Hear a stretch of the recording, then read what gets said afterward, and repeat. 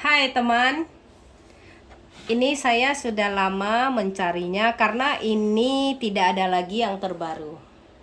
Nah, Sylvania itu dia kalau mengeluarkan yang baru itu dia modelnya tentu beda. Ini taman kanak-kanak.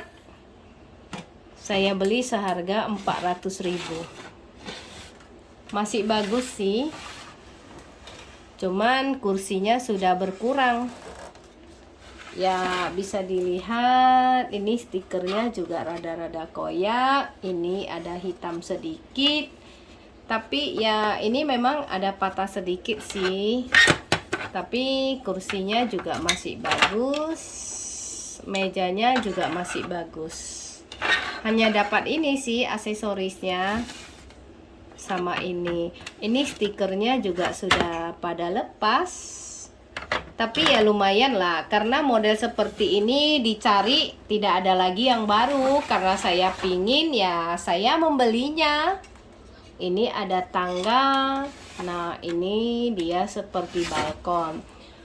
Ini taman kanak-kanak.